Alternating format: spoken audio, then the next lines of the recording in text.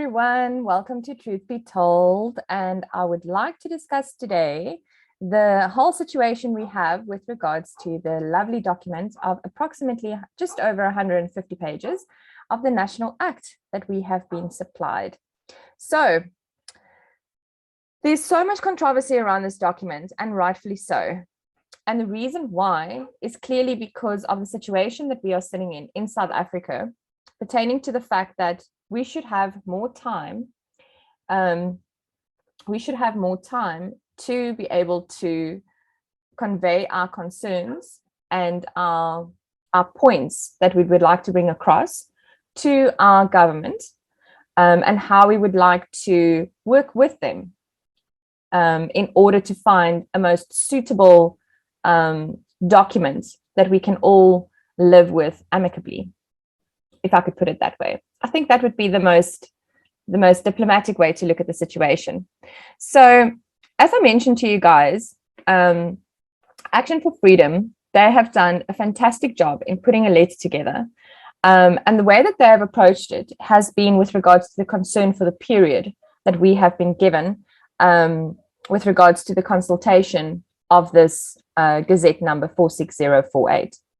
And what they've noted in there is the fact that in the actual National Health Act number 61 of 2003, we are actually, it's noted in there under 4A that the minister must publish all regulations proposed to be made under this act in the Gazette for comment at least 3 months before the date contemplated for their commencement.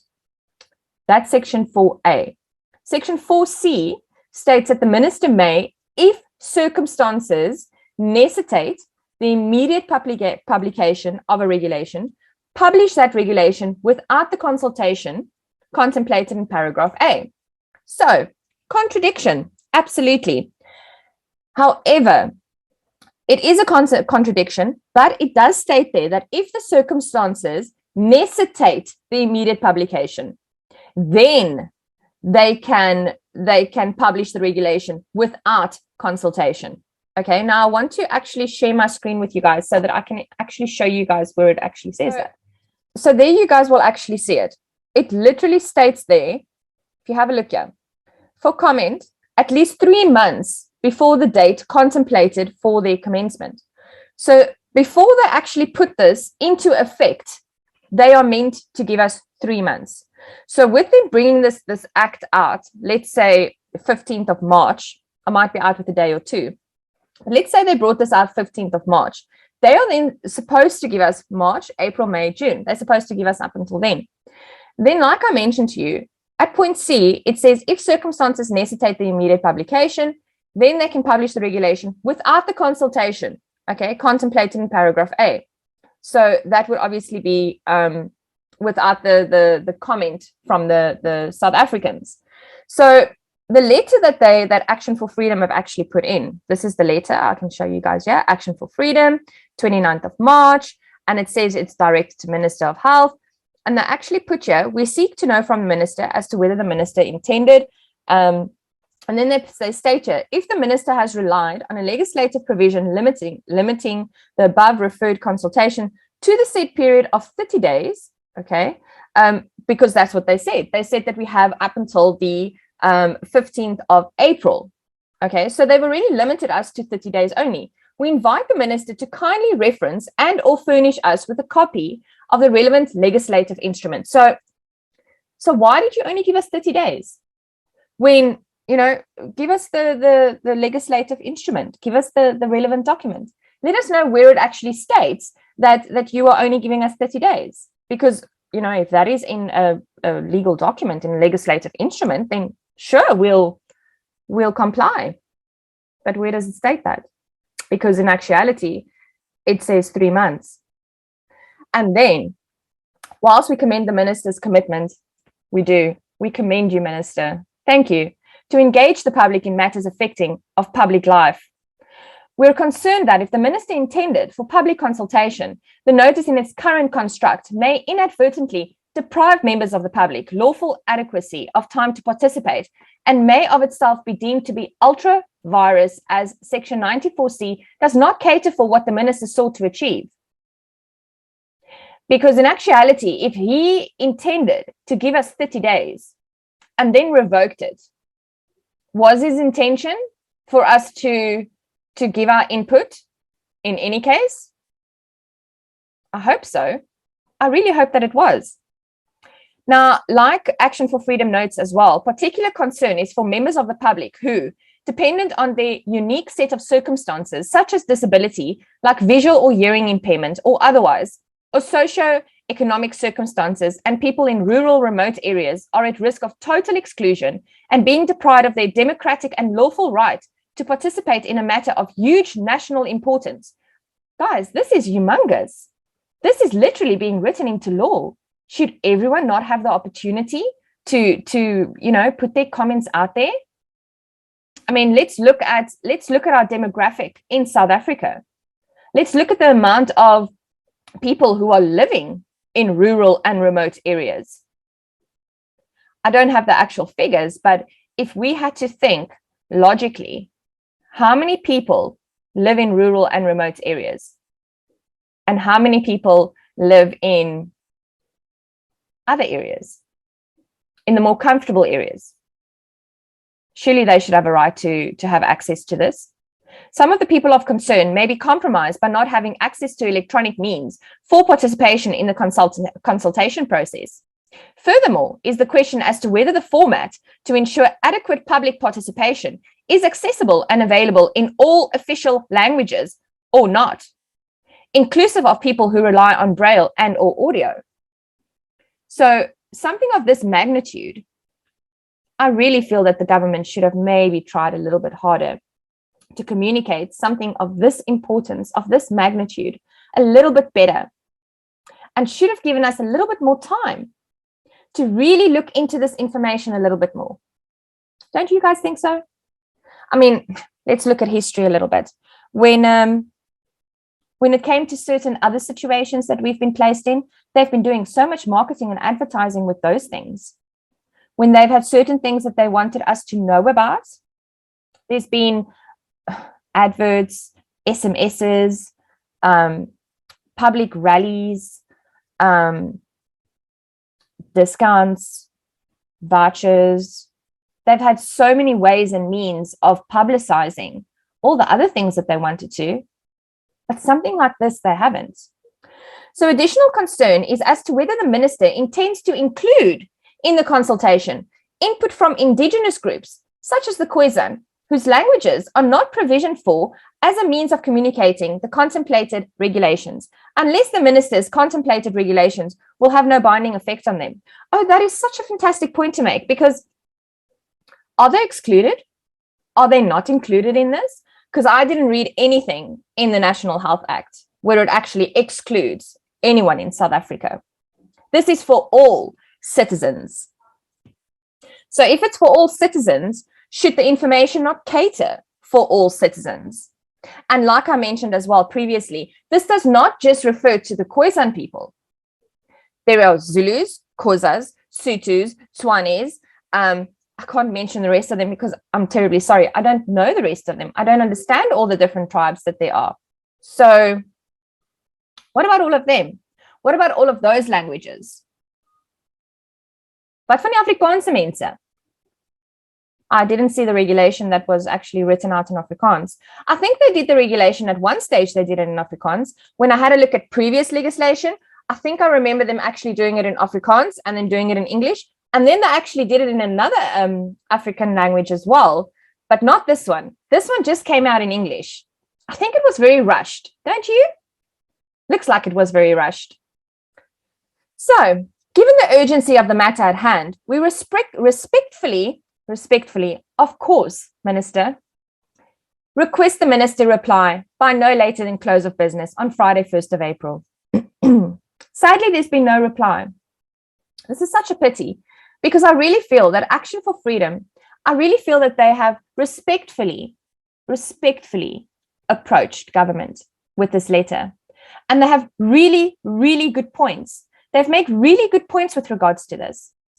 Now, what I really appreciate from Action for Freedom as well is that they have actually gone and they have put together an amazing document called the Proposed Draft Regulations for the Protection of Freedom and Security of Person in Relation to CV-19 and Related Matters. They've even written their own preamble. So I'd like to take you guys through this document.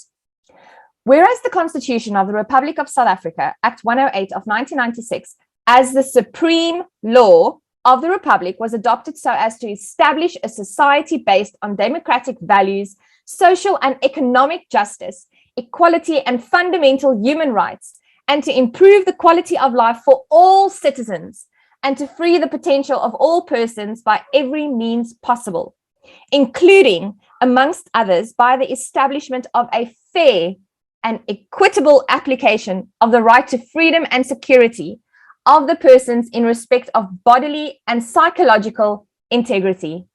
Wow, guys. Does that not sound beautiful? Does that not sound how it should be? When I even heard that first bit, it made the hair on my arm stand up straight. I was just overwhelmed with such proudness of being a South African. And then I realized that it's not part of our constitution. And whereas the Republic of South Africa is committed to give high priority to the rights of every individual citizen, to their survival and to their protection and development, as evidenced by its membership of the United Nations since 7th of November 1945, and its full acceptance and recognition of human rights, as per the declaration by the United Nations General Assembly in Paris on the 10th of December 1948, General Assembly Resolution 217A. Now, when I read that, my intestines started to shudder a bit, and I'm going to tell you why. Because we all know that the UN is captured. But I do know that it's not the entire UN. I do know that there are people whose motivations are good, and there are people that are trying to make a difference. And I refuse to believe that every single one of the seats are poisoned. I know that there are people in these bodies that are trying to make a difference and that have the best interests of the people at heart. So that is what this is with reference to. And whereas the commitment of the Republic of South Africa is further consolidated and exemplified by its being a signatory to and ratification of the African Charter on Human and People's Rights and Freedoms, and taking into account the importance traditionally attached to these rights and freedoms in Africa, as advanced by the Charter of the Organization of African Unity, which stipulated that freedom, equality, justice, and dignity are essential objectives for the achievement of the legitimate aspirations of the African peoples. Now, I just want to touch on this quickly. We know that within organizations, there are certain people that do not have the best interest at heart of the people. We know this. We're aware of this. However, the documentation that is put in place, like the charters, like the declarations, those are built upon the correct motivations and the correct values, ideals, and moral standards for the people. Those who are using those and who are enacting it out onto states, provinces, countries, locally and globally. That's where the problems are. So it's not the documentation that's flawed. It's the people behind the documentation that's flawed.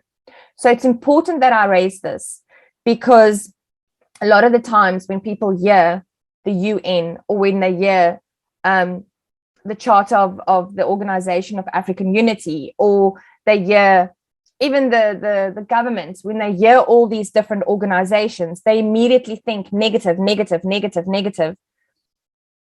Guys, it's the people that's the problem within those organizations. It's not the framework necessarily of the organizations. Yes, majority of those frameworks are built to control and to manipulate and to fracture societies. However, I firmly, and look, this is just possibly my personal opinion, but I firmly believe that when those documents were put into place, when those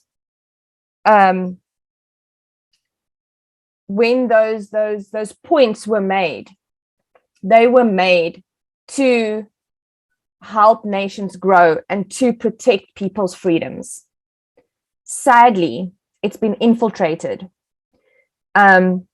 And it's been infiltrated by, I've got to be so careful with my wording. It's been infiltrated by those who don't mean well. So we shouldn't lose hope in the motivation behind the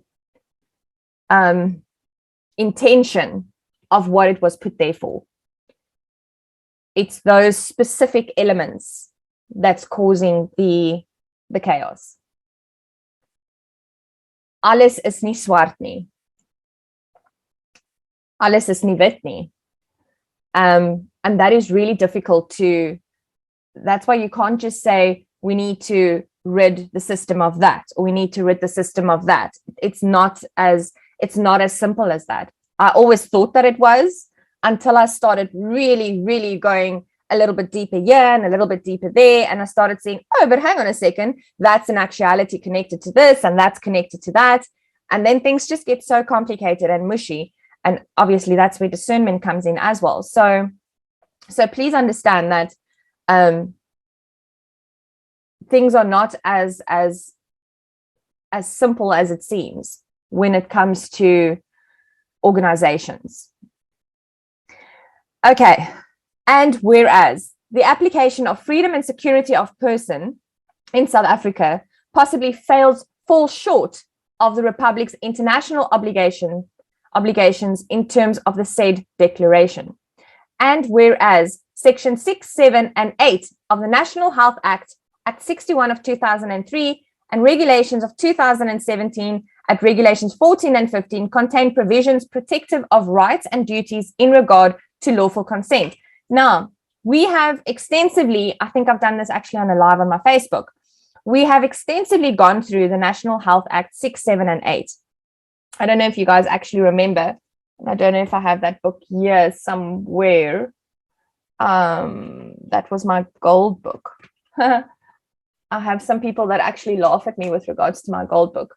Anywho, but that's the one where, you know, you have to get all the information, you have to give consent, and it follows, for example, you've got to give consent, and then it has to be your next of kin, and if that's not available, there has to be a court order. So it's not just a case of just anyone being able to take your medical rights away from you. I think that's Section 7. And then Section 6 is about the information. They have to give you all medical information. They have to tell you, for example, what is in a specific product, what is all the side effects, what is all the benefits. And those people have to be educated as well. 100%. They can't just be told to administer something, but they don't know everything about the administration or about the product, etc., etc. So that, to me, that also falls a lot onto the liability of the specific product, which I don't want to go into that because that's a whole different discussion. But yeah, so go and have a look at the National Health Act 6, 7, and 8. So that brings that in here as well. And whereas SARS-CoV-2 can be contracted and or transmitted to and by any person regardless of status, and that any available treatment is unequivocally a lawful, sole, and final prerogative of the human subject needy of such treatment. So in other words, anyone can pick it up, anyone can transmit it, and it's your choice. Bottom line. And whereas people can shed spike protein to the and whereas it is in recognition of ethical, moral, and necessary lawful duty to protect all persons from and against any actions contrary to the universally accepted provisions contained in the Nuremberg Code of 1947, affecting of freedom and security of person to the extent that the individual person is able to exercise free power of choice. without the intervention of any element of force, fraud, deceit, duress, overreaching, or other ulterior form of constraint or coercion. Now that I recognized straight away because I have gone through the Nuremberg Code so extensively. I urge you to go and have a look at it if you haven't done so already. We have seen loads of force, fraud, deceit, duress, overreaching, and loads of forms of constraint and coercion. That's not okay. And whereas the President of the Republic on 1st of February 2021 unequivocally declared that nobody will be forced to take this, nobody will be forbidden from traveling, from enrolling at school, or from taking part in every public activity if they have not been. Now, that was said to us. I don't know how you guys feel about it, but for me, if you say something, your actions should match up to it. I'm going to leave it there because I don't want this to go on too long. And whereas the South African law courts have cases unresolved in respect of the alleged violation of rights contrary to the freedom and security of person pursuant to Chapter 2, Section 12 of the Supreme Law of the Republic, that such deliberations impact on all the citizenry on a matter of national importance and is affecting of broader freedoms of the individuals as contained in Chapter 2 of Act number 108 of 1996. And whereas it is considered necessary and in the public interest that, pending determination by a competent court, that of the Constitutional Court of South Africa, unless a high court's determination or outcome on cases involving the freedom and security of person, issues are settled and not appealed and overturned for a reason justified by relevant and applicable law. The provisions of these regulations are adopted as law for certainty, emphasis and preservation of law and order that upholds the current rights, obligations and protections of, by and for each citizen of person in South Africa as provisioned in the South African Constitution, and as a clear expression of the government's duty of care to discharge fair, necessary, adequate and proportionate application of its democratic mandate under the Constitution of South Africa. In other words, stick to the Constitution, it is the supreme law.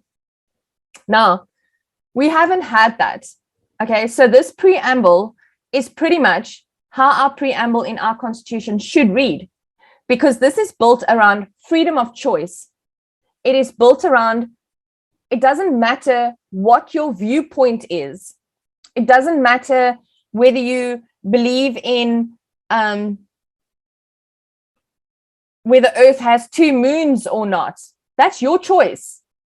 And I have no right to force you to believe in what I believe in. Because even if you look at the whole situation, my choice on whether I'm or not is not going to inflict harm on your choice. Come on, guys. We've been down this road. If you are, you can still transmit. You can still get sick. It doesn't change. If you are, you're protected. You are protected. So you're okay. You're fine. So give those who don't want to, give them the choice. If they don't want to, then let them be. It doesn't make it more difficult for you. It doesn't.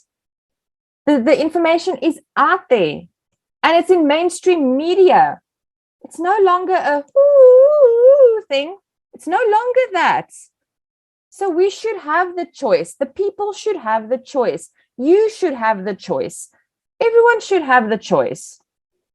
And it's written in international laws and treaties and charters, Nuremberg codes, African charters, United Nations charters, and all of those charters, all of those treaties, all of those documentation that's been coming for years, they are all built on one another. If you guys go and you actually take the time and you have a look, you will see that a lot of the wording is repeated in the next charter or in the next treaty or in the next law or in the next document of legislation or agreement. All the stuff is built on one another. So just because now it is written by a government, because they've been labeled now as the the leaders of a country, which in actuality should be the servers of a country. So now it's different now. It still comes from the same documentation. It's not a case anymore of we don't know this stuff. We do know these things. What's important now to start really understanding is what I mentioned a little bit earlier, and what I started mentioning a little bit earlier as well in my other live, is to start looking at how is the government structured. Start asking questions about why is it so important for all of this control? Because it's not about this anymore, guys. This is not what it's about anymore. If you guys can't see that, then you haven't looked at all the puzzle pieces. Because all the puzzle pieces, I promise you, if you just take the time, you will see that they actually make sense. I'm going to bring you to that a little bit. Let's just go through this quickly. So they've also brought in the People's Democratic Notice. I just want to show you quickly. They've brought in definitions. The definitions that they've brought in, a lot of the definitions are brought in from previous acts and regulations as well. But then some of it as well, they have actually, I want to show you something here quickly. There was one that was actually quite, here we go. This one, yeah, I'm not going to say the word, but blah, blah, blah, means one or any combination of medical products and or medical or scientific interventions purported to be blah, blah, blah, aimed at addressing a condition called blah, blah, blah. So that could mean the needle one or the tablet form or perhaps a patch or however it is that they're going to bring it at a later stage, because it's going to evolve. It's going to evolve. Brace yourself. Then blah, blah, blah means injection and or other manner of inoculation with any substance in any format whatsoever for the supposed prevention and or treatment of SARS-CoV-2, and blah, blah, blah shall have the same meaning. Prevention and or treatment. It doesn't take it away. Okay, so objections of the regulations. The objects of these regulations are to ensure the lawful, fair, and equitable protection of the right to freedom and security of each person to whom these regulations apply, by ensuring that nobody is required to declare or provide any proof in any form whatsoever, whensoever, wheresoever, or howsoever of their blah, blah, blah, blah, blah, blah status or testing as a condition of employment or deployment in any role, function, or service, or a condition of access to any premises, condition of access to any institution of learning, condition of participation in any event or activity, condition of service for or by any person, condition of participation in any process, role, function, or office of legislature, a condition of travel from or to the Republic of South Africa.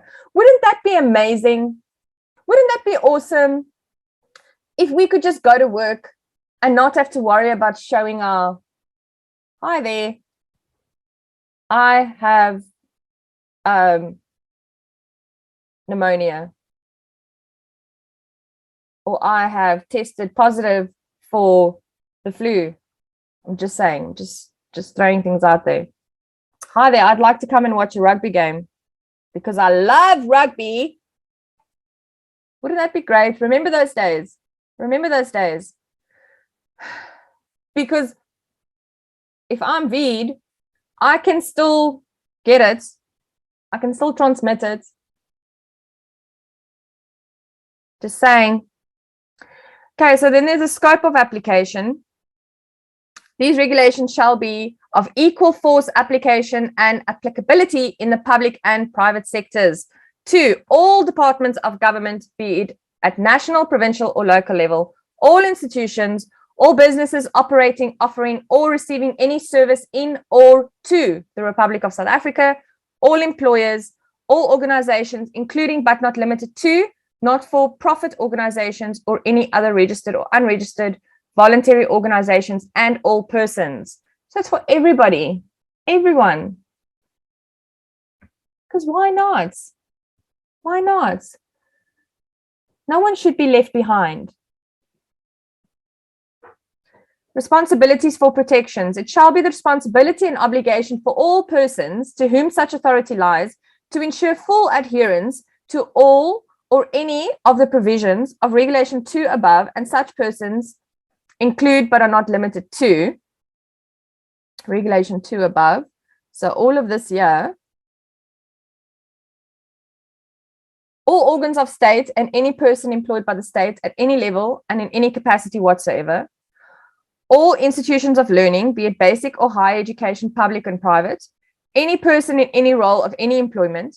Any business, organization, or institution, including but not limited to not-for-profit organizations and any other registered or unregistered voluntary organizations, all airlines and travel operators and their agents operating any aspect of a domestic or international service from within or to the Republic of South Africa, any department of law enforcement. So it should be everyone in any of those positions should protect, adhere, and enforce these by protecting each other, by looking after each other. This is not a fairy tale world. This is just freedom. It just makes sense. Freedom and security. CV19 V status and CV19 testing is solely the choice of any person who has reached the age of maturity. It's your choice. It should be your choice. You should choose. And such person shall be entitled to full discharge of provisions under Section 6, 7, and 8 of the Act. In other words, user to have full knowledge. Every healthcare provider must inform a user of the user's health status, except in circumstances where there is substantial evidence that the disclosure of the user's health status would be contrary to the best interest of the user. The range of diagnostic procedures and treatment options generally available to the user. So you have to tell them about all the treatment options, the benefits, risks, costs, and consequences generally associated with each option. How can you tell someone about the risks if you don't even know all the risks? How can you do that? And if the risks only come out like much later, or if they try to only bring the risks out 75 years later, but then thankfully it gets intercepted with a court order and then bam, we get a nice 38-page document and we are not pleasantly surprised with 8, almost 9 pages of a couple of risks that they just throw in there. The user's right to refuse health services and explain the implications, risks, obligations of such refusal. What? You have the right to refuse? Really? No. The healthcare provider concerned must, where possible, inform the user as contemplated in subsection 1 in a language that the user understands and in a manner which takes into account the user's level of literacy. I don't think that happens. And I know that because I have been told that. But again, that's hearsay. Hashtag Judge Judy. Woohoo!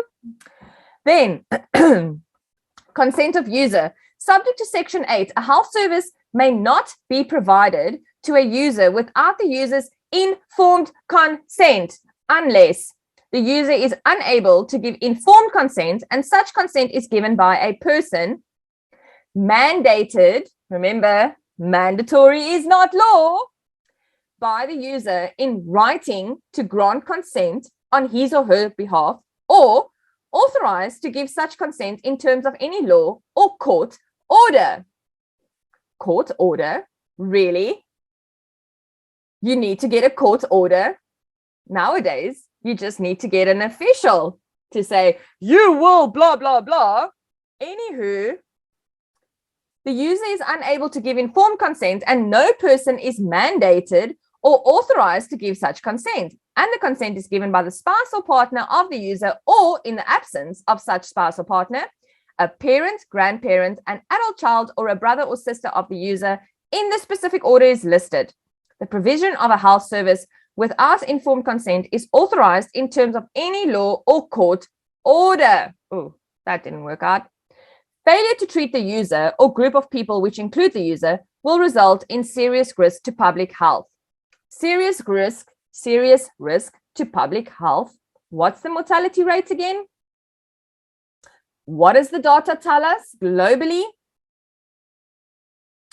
Any delay in the provision of the health service to the user might result in his or her death or reversible damage to his or her health, and the user has not expressly, impliedly, or by conduct refused that service. A healthcare provider must take all reasonable steps to obtain the user's informed consent. What? Informed consent. Yesy yellow. So about the fact that the documentation is all good, but those who enforce it might be a little bit hashtag just saying. Anywho, then for the purpose of this section, informed consent means consent for the provision of a specific health service given by a person with legal capacity to do so and who has been informed as contemplated in section 6. So how's that for informed consent, ladies and gentlemen? Participation in decision. A user has the right to participate in any decision affecting his or her personal health treatment. If the informed consent required by section 7 is given by a person other than the user, such person must contradiction. Such person must, if possible, consult the user before giving the required consent. A user who is capable of understanding must be informed as contemplated in section 6, even if he or she lacks the legal capacity to give the informed consent required by section 7. If a user is unable to participate in a decision affecting his or her personal health and treatment, he or she must be informed as contemplated in section 6 after the provision of the health service in question, unless the disclosure of such information would be contrary to the user's best interest. So, can you guys see how section 6, 7, and 8 work together constantly? So you must have full knowledge of everything: product, benefits, risks, other options. There has to be consent. There has to be participation in the decision. Now, ladies and gentlemen, have you even had a look at the Health Act that they want to give us? It's a complete contradiction to the National Health Act, Section 6, 7, and 8. Then I'm not even talking about Section 15.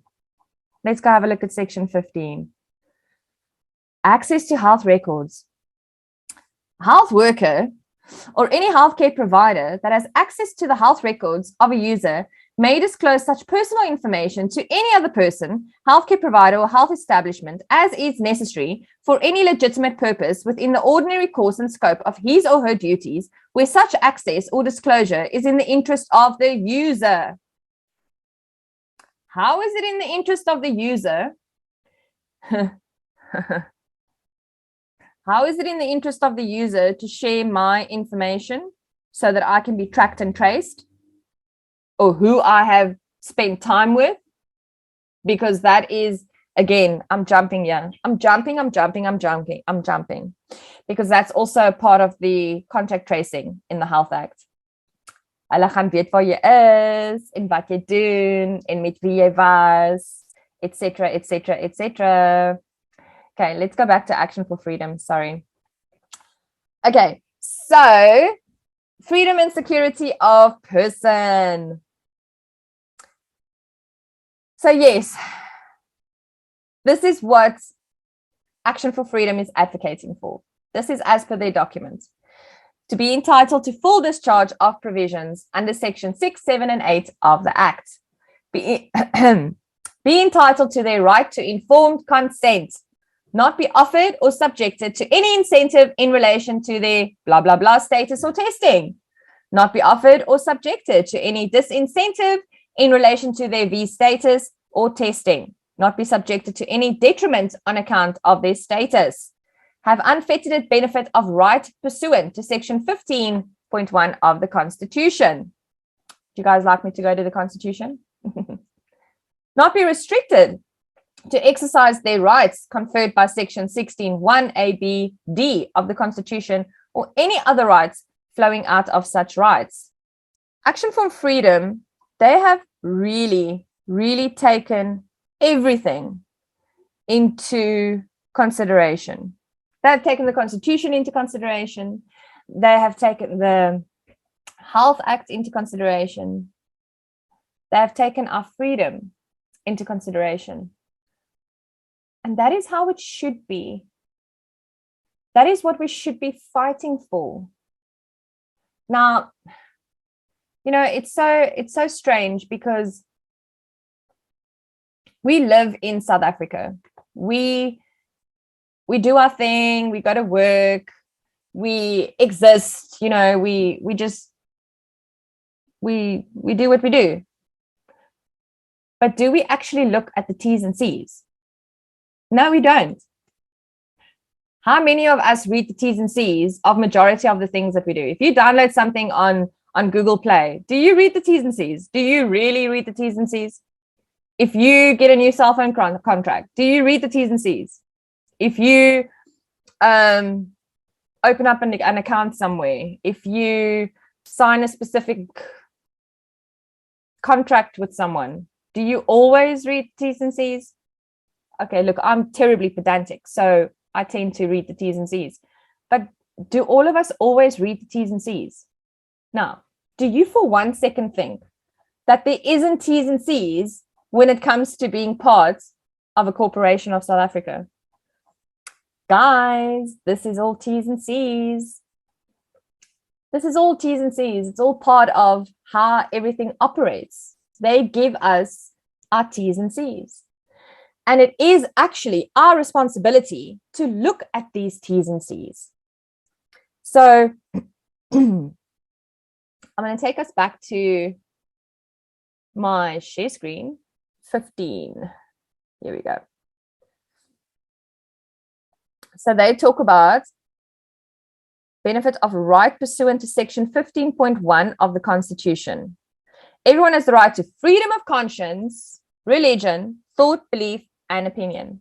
Again, if I believe that the earth has 2 moons, I got the right to believe that. And no one has the right to change that. They gave me that T's and C's. They gave it to me. So when because look, with my birth certificate, I had no say. That was a fraudulent contract that my parents went into with the Republic of South Africa. However, when I got my ID document, sadly, I agreed to the T's and C's. So I agreed to that. So everyone, I'm part of everyone. Oopsie. I'm part of that. So I have the right to freedom, conscience, religion, thought, belief, and opinion. I do. So there it is. Not to be restricted to exercise rights conferred by section 16(1)(a), (b), and (d). Section 16(1)(a), freedom of the press and other media, freedom to receive or impart information and ideas, and D, academic freedom and freedom of scientific research. Where you would like to go and get your information, you have the right to do it. We shouldn't be censored.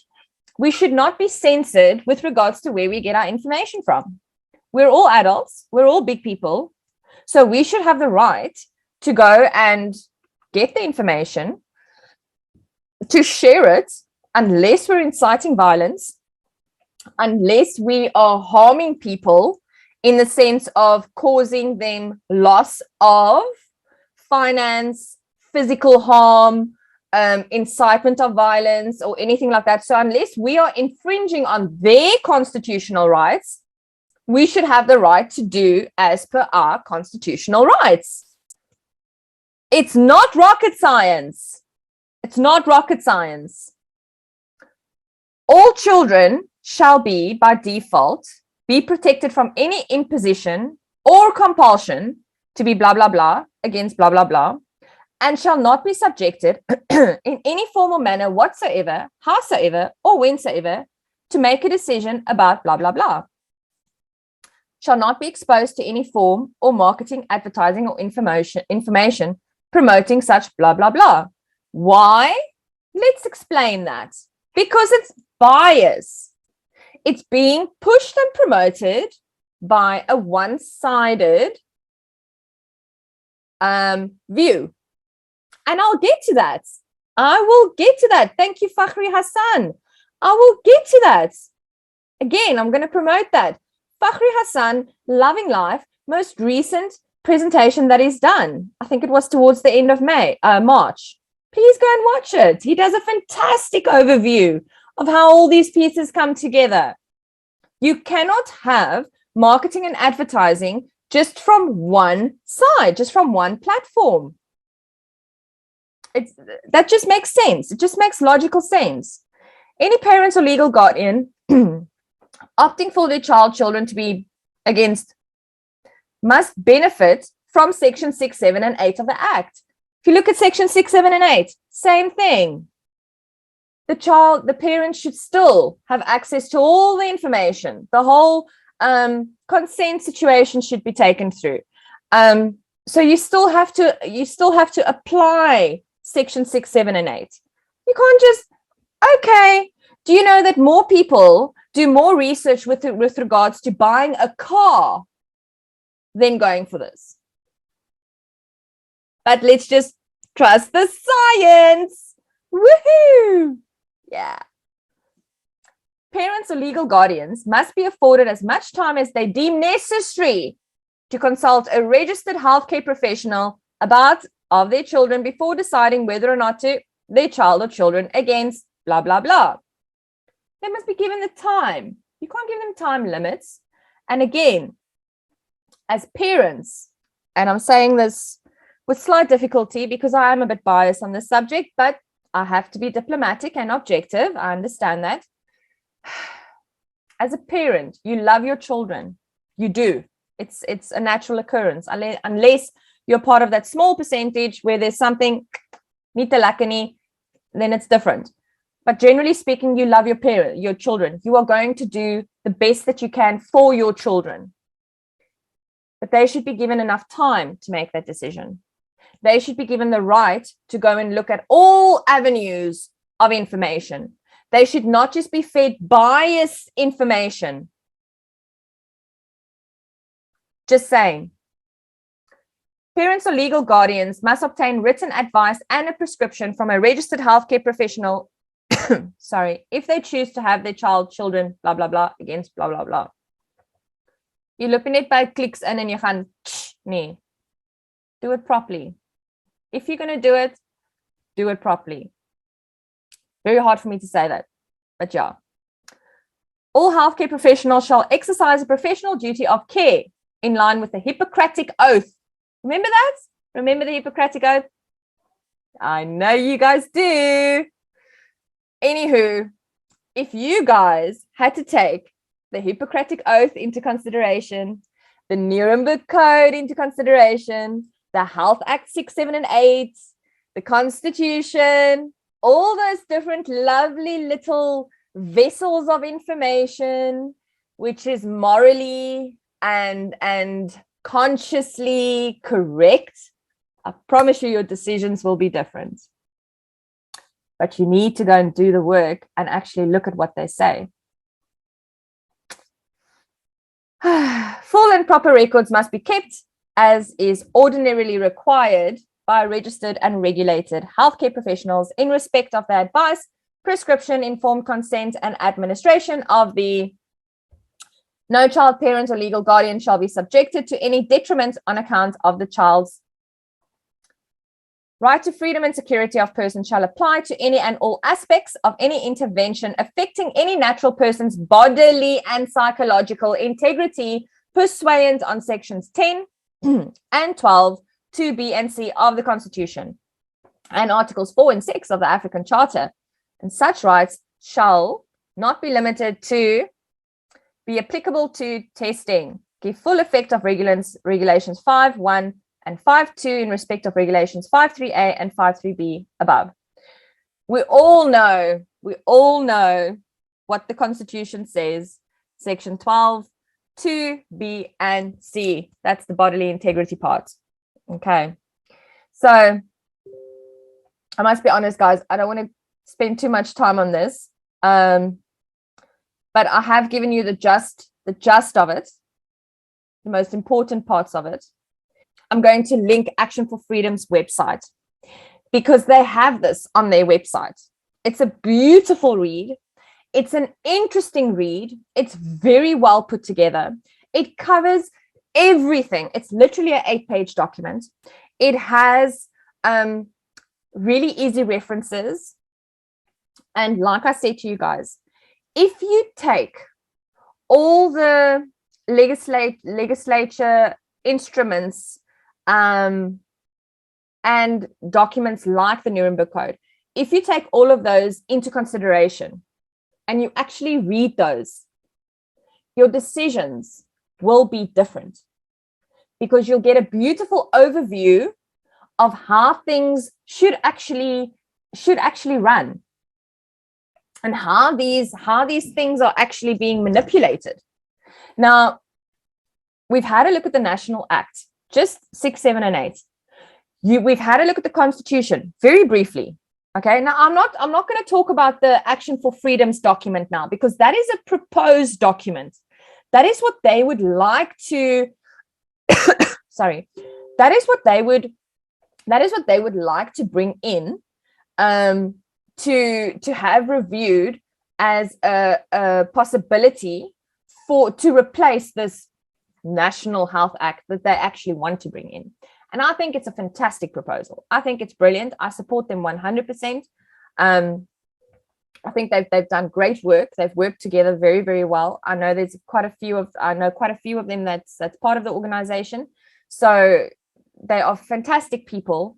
And they've been working really hard for a very long time. So, woohoo, Action for Freedom. But you get the idea, you get the gist of where it is that they are trying to move towards, of what it is that they're trying to do. Now, as I've mentioned, they've taken their letter, they've taken the document, they went to Parliament, and when they got to Parliament, they weren't allowed in. They weren't allowed in. Then they've also gone and they've also submitted the document via email. The email bounced back. So they're not even getting the opportunity to present this and to say to them, here are our suggestions as citizens of South Africa. And we have the right to do that. So surely we should be able to present this to them. Surely they should have a look at it, but they're not. So I know Dear South Africa as well, they've also done something, but that's also been blocked. Whether they've stopped it or not, I'm not sure.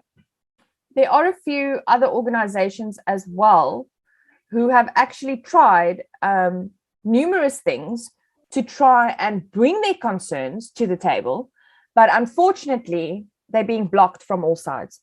So again, I'm not sure if what is happening and the reason why they have shortened this period of time is because they're going, oh dear, South Africans are standing up, they're pushing back. So we need to now, shorten the period of time. Or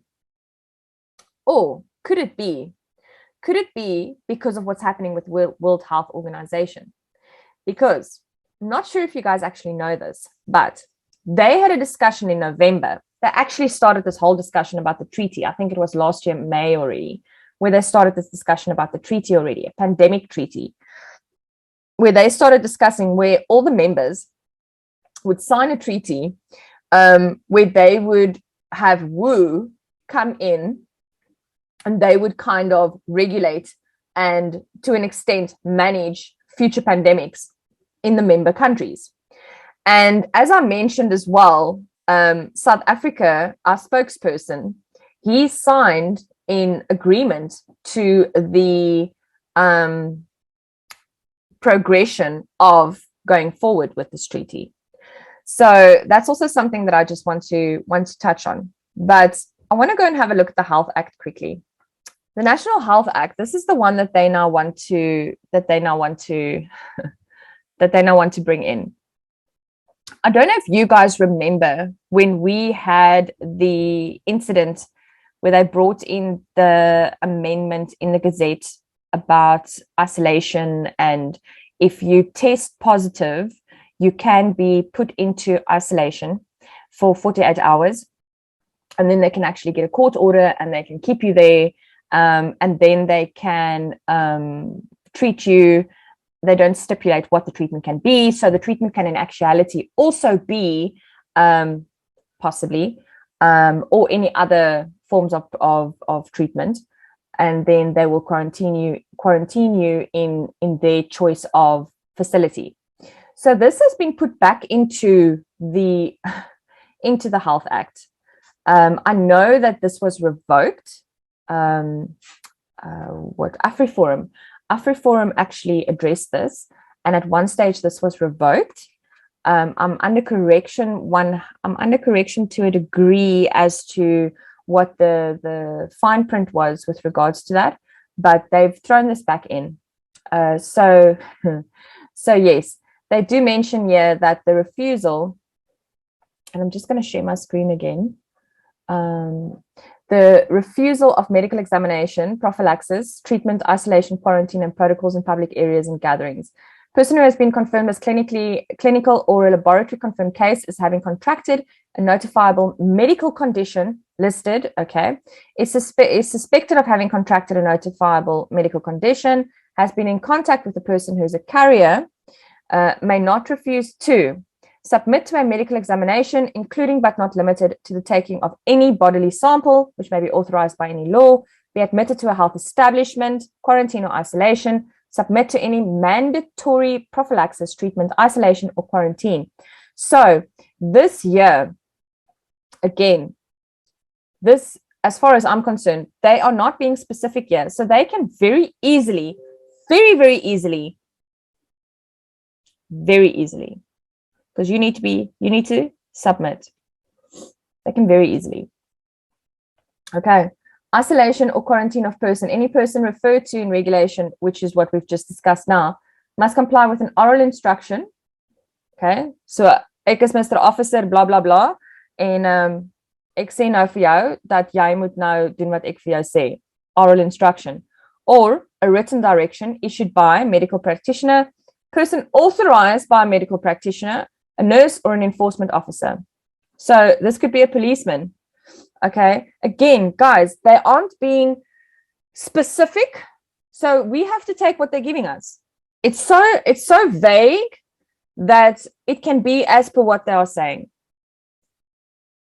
Subject himself or herself to screening in order to determine his or her notifiable medical conditions. So they can knock on your door. They can say, hi there, ek is officer blah, blah, blah. En ek wil gou vir jou screen, want ek wil gou kyk of jy siek is. No, you're not screening me. Sorry, what? You're not refusing. I'm screening you.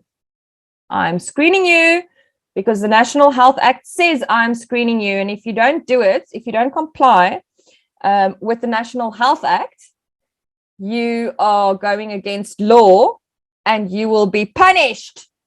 You will be punished. Subject himself or herself to screening in order to determine his or her notifiable medical condition, voluntarily travel to or be taken to a health establishment or any other place for purpose of isolation or quarantine. So They screen me. First of all, how are they going to screen me? So they're going to take my temperature. My temperature is now 39. I'm in my home. Now they screened me. I have a temperature and I have symptoms. Now they're going to say to me, sorry, ma'am, you have to come with us. So either I have to voluntarily travel, or it says or, guys, it says or, look there, or be taken to a health establishment or any other place for purpose of isolation. Yet, I can't do this without staying calm, without not, yeah, you know what I mean.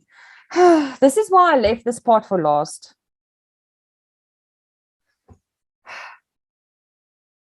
So either you're going to voluntarily travel, or you're going to be taken to a health establishment or any other place for purpose of isolation. Ek sien waar ek in groen dakkies gaan opeindig. Quarantine himself or herself in accordance with such oral instructions or written direction, pending the determination of his or her notifiable medical condition status as a precautionary measure to contain the transmission of the notifiable medical condition concerned, pending the determination. So I'm going to test you now, ma'am. I'm going to push a PCR stookie up your nose. Don't come close to me with those things, because you just want to collect data so that you can send it to Ukraine or one of the other labs and sell my data, like that one company. What was it called? Signal? CYGNEL, or is it AL? Hashtag go do some research. Here we go. If a person refuses to quarantine himself or herself or travel to a site of isolation or quarantine facility as directed, a court order must be obtained to compel such a person to quarantine himself or herself, travel to such a site of isolation, quarantine facility, or medical screening. Sorry, sir, I'm going to wait for the court order. So when you have that court order, be sure to come and look me up. Person may self-quarantine or self-isolate in accordance with the criteria set out in Regulation 15G. Let's go there quickly. Criteria for self-quarantine and self-isolation. A person wishing to self-isolate or self-quarantine must, remember, if I say must, it means you have to do it. Do so in a facility that complies with the criteria set out in Sub-Regulation 2. Let's go there quickly. Self-quarantine or self-isolation facility must comply with the following criteria. The facility must be a separate, well-ventilated bedroom with a bathroom and toilet, or a residence that is not shared with persons who are not subject to quarantine. Meals provided in the facility must be served in the room using disposable utensils or utensils that are kept separate and are washed properly if shared with persons who are not subject to quarantine, and the facility must have a thermometer that will allow the person to measure his or her temperature daily. Are you guys seeing something here that I am maybe missing? Because this is not like the previous regulations. Are you guys seeing this? Because, hello, when has CV19 ever been this intense? When has Omi-Wami been plastic forks and paper plates? Hey? Ek hoop julle is bietjie wakker. Anywho, person who wishes to self-isolate or self-quarantine must have the support of a friend and family who may facilitate the drop-off of food and medicine at the gate if such person is unable to make use of online shopping facilities and contactless deliveries, have access to the internet and a phone that allows the daily reporting of symptoms. Who are you going to be reporting your symptoms to? Because remember, this says, this says must, eh? It says must. So who are you reporting your symptoms to? Access to a private physician whom he or she may contact should he or she be in need of medical advice or care, and a contact number where he or she can be reached during the period of self-quarantine or self-isolation. So I must have a contact number. Why? Who's going to be contacting me? Who's going to be checking in on me to see how my symptoms are doing? Isolation of a symptomatic person. Person who tests positive for a notifiable medical condition listed in Annexure A, Table 1 to 3, and who is symptomatic with mild disease that requires no hospitalization must isolate for a period of time stipulated and in line with the National Department guidelines. I think it's still 7 days. It was 10, then it was 7. Overseas, it's 5. A person may de-isolate in line with the National Department guidelines, provided that the person no longer has symptoms. My verkoue is nou weg. Where? A symptomatic person who suffers with moderate to severe clinical manifestation of a notifiable medical condition listed in Annexure Table 123 must isolate for a prescribed period in accordance with National Department Guide. Isolation of an asymptomatic person. An asymptomatic person who tests positive for a notifiable medical condition must isolate for a period of time stipulated in line with the National Department guidelines from the day on which he or she has been notified of his or her positive test results. An asymptomatic person. So, what does that mean? That means, as ek nie enige symptome het nie, if I've got no signs and no symptoms, and I test myself, which makes no sense, because why would I test myself if I'm not symptomatic? However, if I am coerced, forced, or perhaps just asked to test myself, and I go and I test myself, and then I'm positive, then I have to isolate myself. So do you guys remember when we were told that you only have to isolate and test and quarantine and all of those lovely little words that we've learned to get to know, yeah, in the past 2 years or so. All of those are taken away. We got them back. Repeat testing. Repeat testing is not required in order for a person to come out of isolation and to reintegrate into society. We're going to be reintegrated into society. Hey, how nice of them. Designation of quarantine facilities. Where the designation of quarantine facilities is required for the purpose of containing and preventing the spread of a notifiable medical condition, the department, provincial departments of health, the Department of Public Works and Infrastructure, and municipalities must collaboratively allocate the designated quarantine facilities, which must be managed as may be agreed upon by the state departments and municipalities.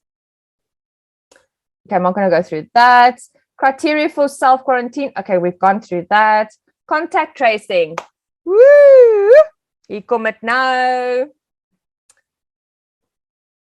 Contact tracing. In this regulation, notifiable medical conditions contact tracing database means the database established by the department in terms of sub-regulation 2 and notifiable medical conditions designated judge means a judge referred in section 7.1a, read with paragraph D of the definition of service in section 1.1 of Judges Remuneration and Conditions of Employment Act.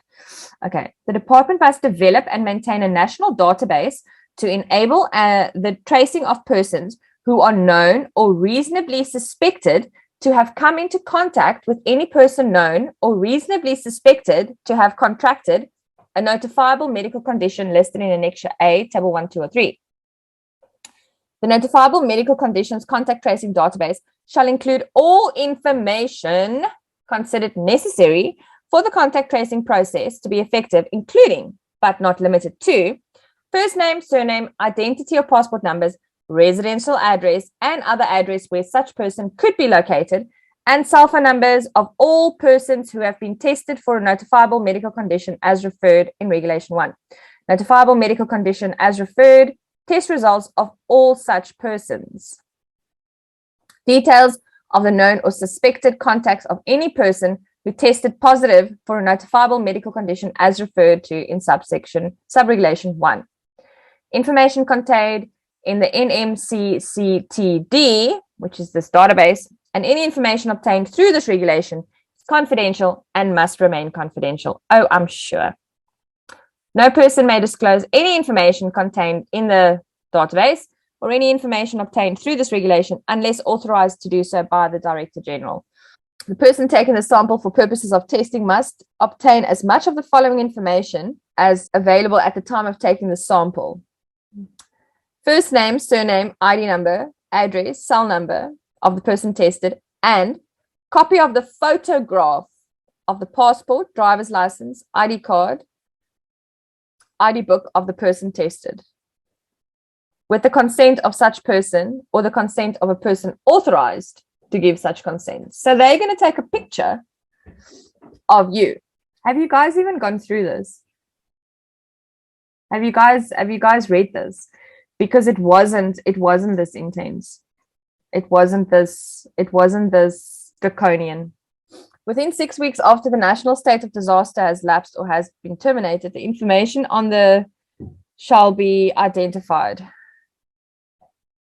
The National Institute for the NICD must transmit to the Director General Health for inclusion on the notifiable medical conditions contact tracing database all details that the NICD has, including all of that, the results of a notifiable medical condition test concerned, any information has regarding likely contacts of the person tested.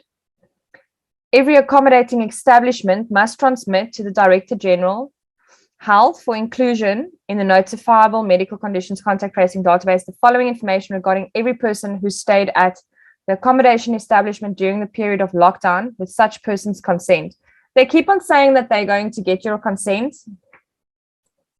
Whatever. The first name and surname. Okay, so again, it's your photo, all your details. Nothing in this regulation entitles the Director General Health or any other person to intercept the contents of any electronic communication. Okay, sorry, what has been hacked? The Justice Department? Sorry, what was that department in Belleville? Sorry, how many departments has been hacked? Within 6 weeks after the national state of disaster has lapsed or has been terminated, the information on the database shall be de-identified. The de-identified information on the database shall be retained and used only for research, study, and teaching purposes. All information on the database which has not been de-identified shall be destroyed. The Director General Health shall file a report with the notifiable medical conditions designated judge recording the steps taken in this regard. Ek vertrou niemand nie. I'm sorry. So I have to trust that they are going to take all these details, including my photo, and they're going to destroy it. The regulations are hereby amended by the insertion, general measures to contain the spread. A person must, when in a gathering in an indoor public place, wear a face mask or a homemade item. Okay. No person may be allowed to use any form of public transport or enter public premises if they do not wear a mask. Okay. An employer must provide employees with a cloth. So we're still on the mask business. This has been proven over and over and over that masks do not work. They don't wear masks in many countries overseas. I know, for example, in California, it's been dropped completely. I know in a lot of European countries, it's been dropped completely. But anywho, every business premises, including but not limited to a supermarket, shop, grocery shop, retail store, wholesale produce market or pharmacy, must determine the area of floor space in square meters based on the information contemplated, determine the number of customers and employees that may be inside the premises at any one time and adequate space available. Take steps to ensure that the person queuing inside or outside the premises are able to maintain a distance of at least 1 meter from each other. Provide hand sanitizers for use by the public and employees at the entrance. Assign in writing an employee or any other suitable person as the compliance employee who must ensure compliance with the measures provided for in paragraphs. Okay. So that's the same thing. When you go in, you'll have this little form that you need to fill in, and I'd say my naam is Santi van der Merwe en my nommer is 1 2 3 4 5 6 7 8 9 10. All employees must stop measures to promote physical distancing, adopt measures, of of employees must measure may include the following: enabling employees to work from home where necessary, or minimizing the need for employees to physically be present at the workplace, the provision for adequate workspace, restrictions to face-to-face meetings, special measures for employees with known or disclosed health issues or comorbidities, or with any condition which may place such employees at a higher risk of complications or death if they are infected with a notifiable medical condition, special measures for employees at a higher risk of complications or death if they are infected with notifiable medical condition. The requirements as set out in sub-regulation 4 applies with the necessary changes. Persons exiting the Republic. Okay, so this is pretty much if you Ashe Khan, bye-bye. Aircraft crew, vessel crew, local air traffic, cross-border control measures in public places. Okay, this is just hand sanitizers. It's the usual thing. Event gathering. Every event gathering in business premises and public place, including but not limited to. Containment measures.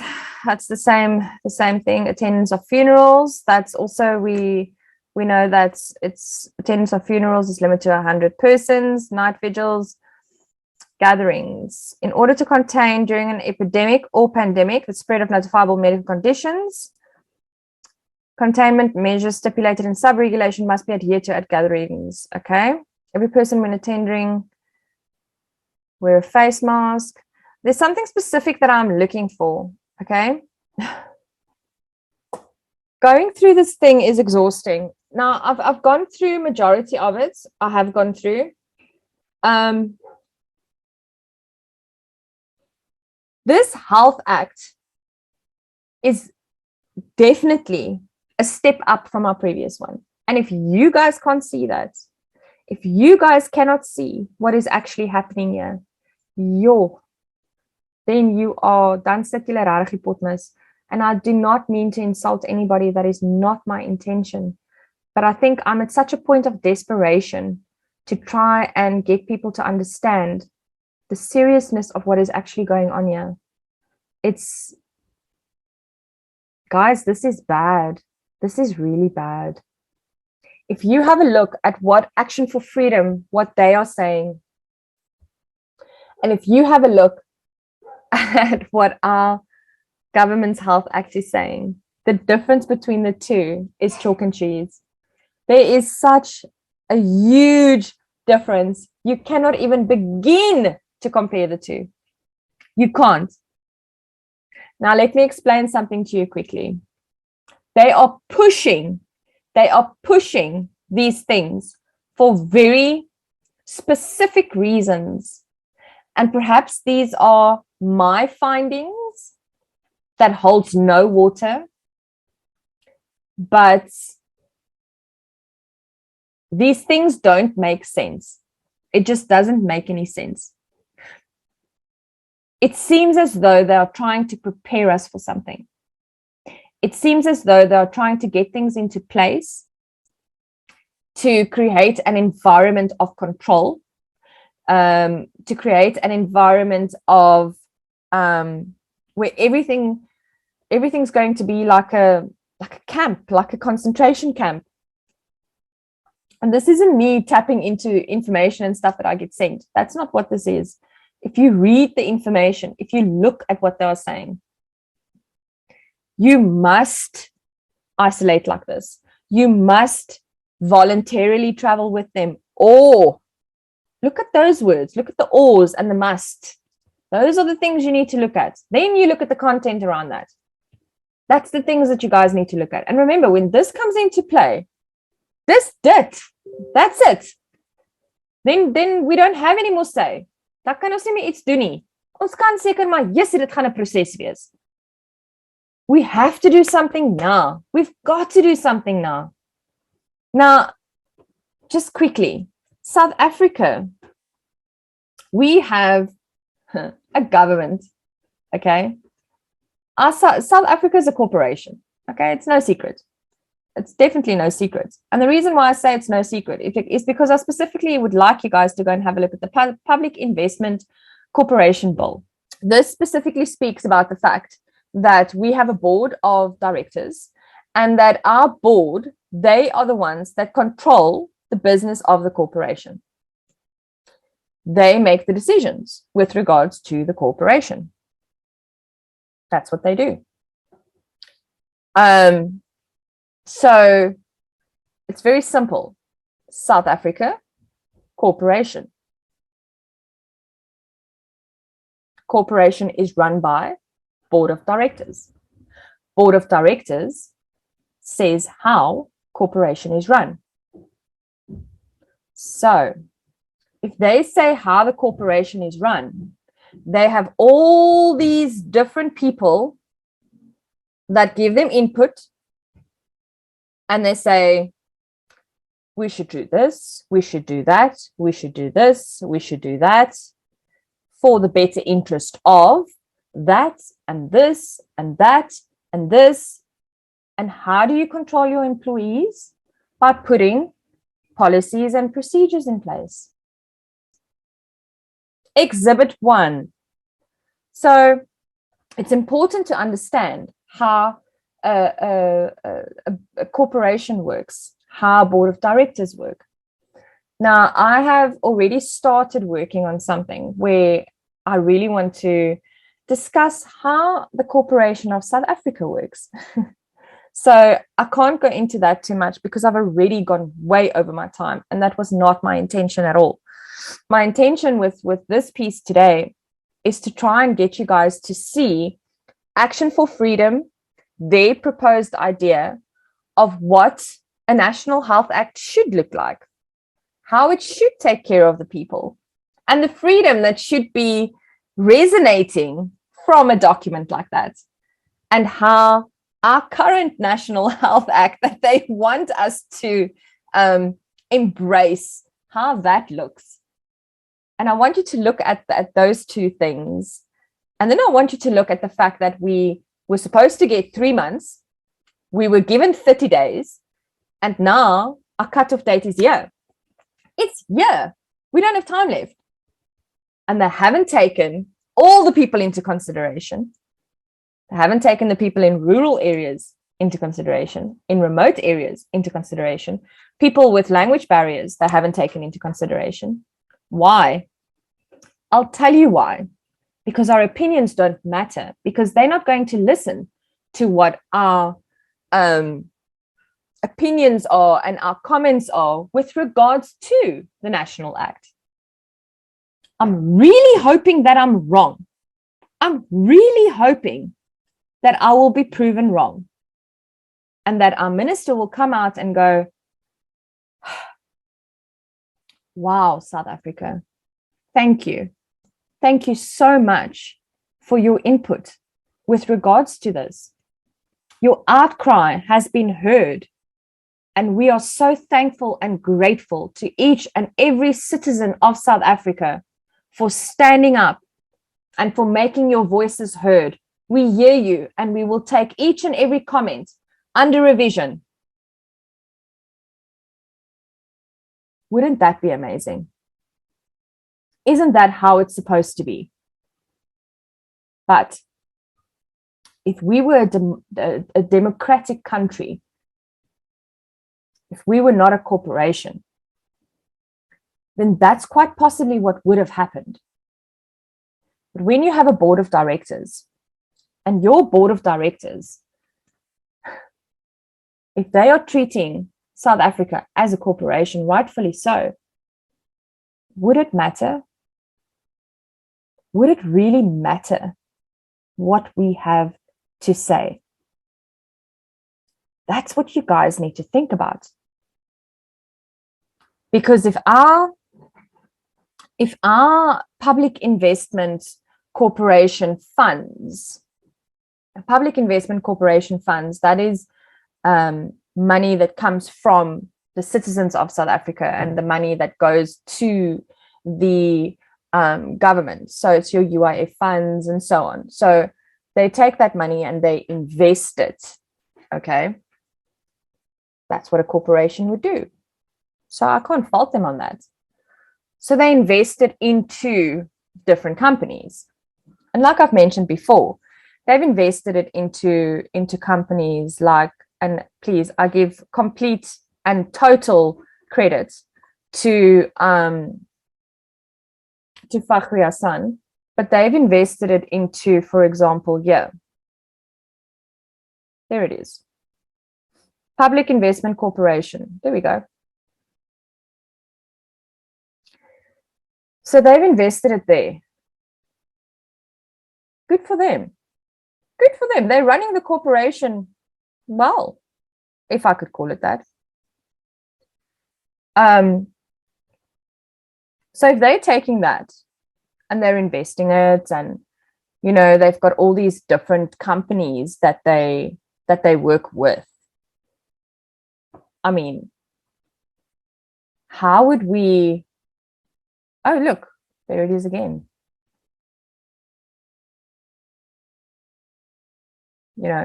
South African citizens' money. Anyway, I can show you guys plenty more. I'm not going to. Please, I urge you to go and watch Fakhri Hassan's presentation. It's phenomenal. But if they're taking that money and they are running the corporation as a business,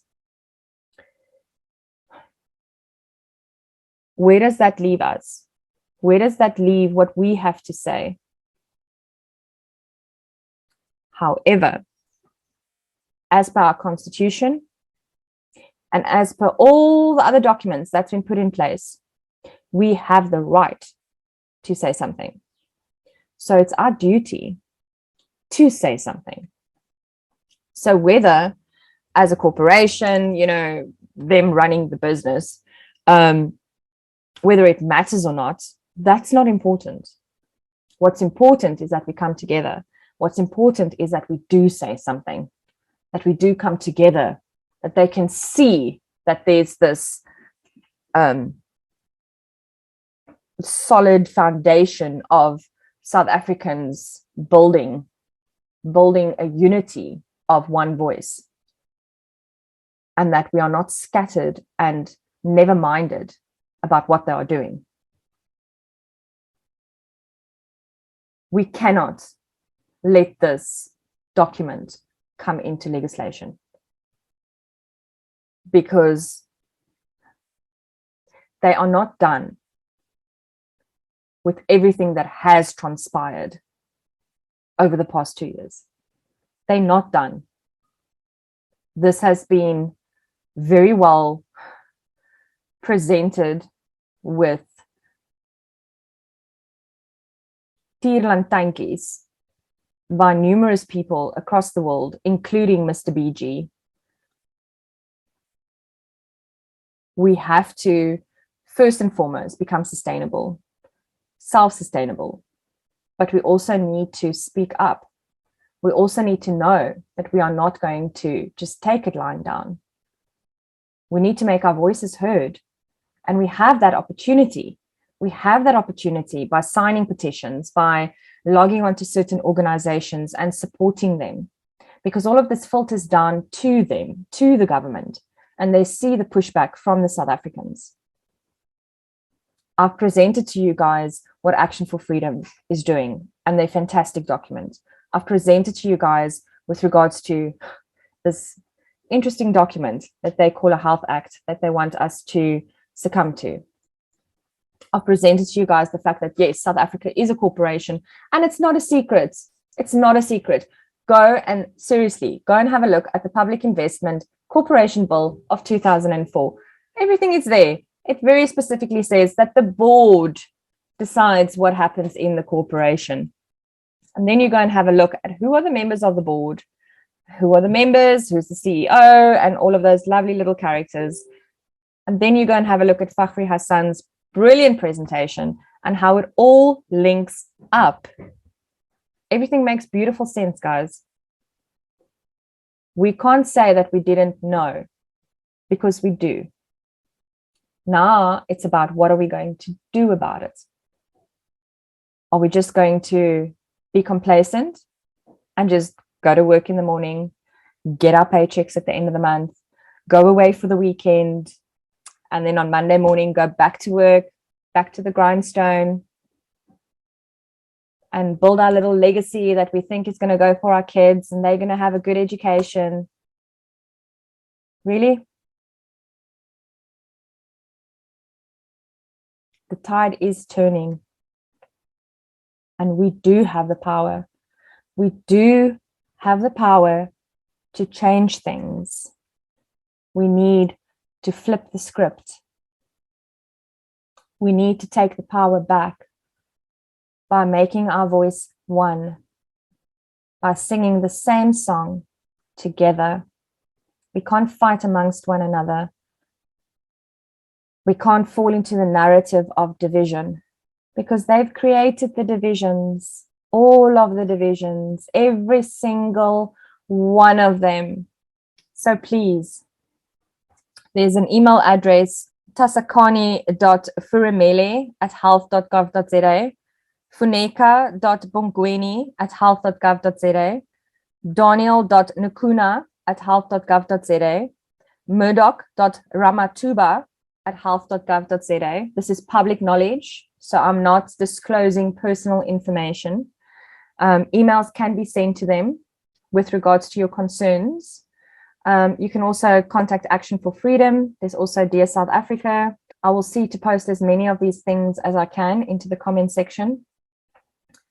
If you guys also just chat to one another, I know that you will find different avenues. I know Pastor At Boshoff, he's also promoting on his side.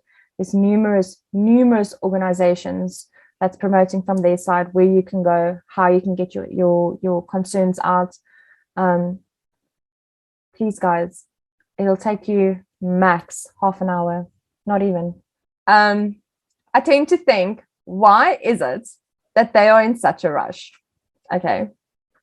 So if you guys look at the World Health Organization and the treaty. Okay, so let's have a look at the article quickly. This article is literally from 5 hours ago. It says, World Health Organization provides update on what to expect from in 2022. The World Health Organization has provided an updated strategic plan for preparedness, willingness, and response to highlighting various scenarios for how the 2022 pandemic will evolve. Tedros said in a briefing on Wednesday, March 30th, that the third strategic plan for CV-19 could and should be our last. It sets out 3 possible scenarios for how the pandemic could evolve this year. From what we know, the most likely scenario is that the virus will continue to evolve, but the severity of the disease that causes it decreases over time as immunity increases due to blah, blah, blah, and infection. Periodic spikes in cases and deaths can occur as immunity declines, which can periodically stimulate vulnerable populations, he says. At best, the DG said less serious variants could arise, and boosters like new formulations of vaccines would not be necessary. In the worst case, a more virulent and highly transmissible variant emerges. Against this new threat, the protection of people against serious illness and death, whether from prior blah, blah, blah, or infection will rapidly decline, he said. To address the situation, it would be necessary to significantly change the current blah, blah, blah, and ensure that they reach the people most vulnerable to serious illness. He said ending the acute phase of the pandemic in 2022 would require countries to invest in 5 core components: public health surveillance, laboratories and intelligence, blah, blah, blah, public health and social measures and communities involved, clinical care for CV-19 and resilient health systems, research and development and equal access to tools and supplies, coordination as the response shifts from an emergency mode to long-term respiratory disease management. We have all the tools we need to bring this pandemic under control. We can prevent transmission with mask, distance, hand hygiene, and ventilation. Now listen to that. We can prevent transmission with mask, distance, hand hygiene, and ventilation. And we can save lives by ensuring that everyone has access to tests, treatments, and blah, blah, blah. Forensic blah, blah, blah remains the single most powerful tool we have to save lives, the blah, blah, blah said. The WHO said that efforts to blah, blah, blah 70% of each country's population remain essential to bring the pandemic under control. Many high and middle income countries have achieved this goal and have seen decoupling between cases and deaths. Even if some high income countries now roll out fourth doses to their populations, 1/3 of the world's population still needs a single dose, including 83% of Africa's population. This is not acceptable to me, and it should not be acceptable to everyone. South Africa's official death toll from the blah, blah, blah, blah exceeded to 100,000 mark this week. An additional 44 deaths due to the disease have been reported, bringing the total to 100,020, the National Institute of Communicable Diseases said in a statement on Wednesday. Scientists advising the government have said they expect the fifth wave of infections to hit by the end of May. Okay. Now, why? Why, if he says in this article, that it's all under control? We have a plan in place. We've got strategies in place. This should be our last. South Africa says that there's another ... coming, but everything seems to be in order. Why would we then need what our government is trying to enforce?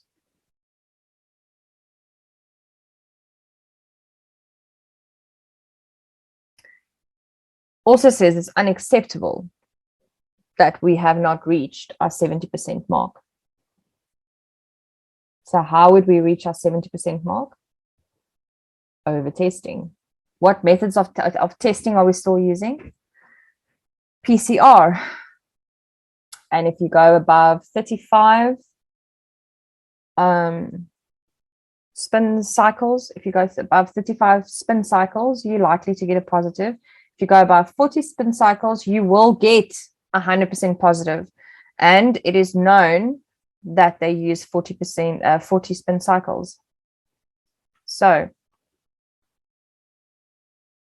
hashtag just saying. There's a lot of things, guys, that needs to be taken into consideration. There's a lot of things that people need to think about. I know this was supposed to be a short. I really just wanted to do a 40-minute segment. But you actually can't do a 40-minute segment when there's so many things to take into consideration. Yeah, this is not just about a health act. This is not just what it's about. Look at what Freedom for Africa did. Action for Freedom did. They brought that amazing document, which is pretty much based on the Constitution and the Health Act. It's pretty much based on that. And it's in complete contradiction with this Health Act that they want to now bring in. Look at who's running the government. Clearly, it's the board of directors because we're a corporation. World Health Organization has clearly stated the worst is over. But what are they still pushing? They are still pushing a certain product, but they're not giving people the freedom of choice to choose, even though the worst is over. But South Africa has already said we are looking at getting another wave.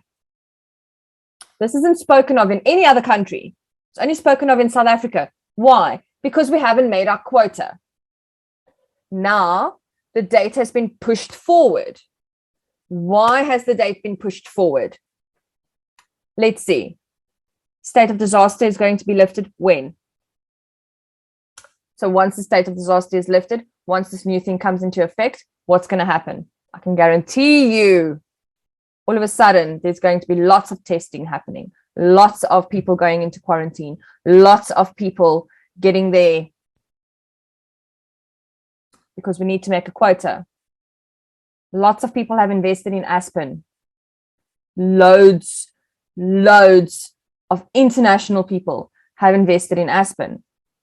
Go and have a look. Those people are linked to South African local elites. Those local elites are on the board of directors of the corporation. Please go and have a look. It's not rocket science. You have to speak up. You have to speak up. Make your voice heard. So I'm going to say goodbye now. I thank you for your time. I do, because I know in order for you to watch this, you've taken time away from your family. And I appreciate that. I do. Thank you. Thank you for your dedication. Thank you for standing in your truth. And thank you for fighting for what you believe in. Don't ever, ever compromise who you are and what you believe in for anybody or anything. Because it's not just for you, it's for your children and for your legacy. And we all have one of those that we are leaving behind. We have until tomorrow. And I know that this is not going to reach people by tomorrow, or as many people as I would like for it to reach it by tomorrow.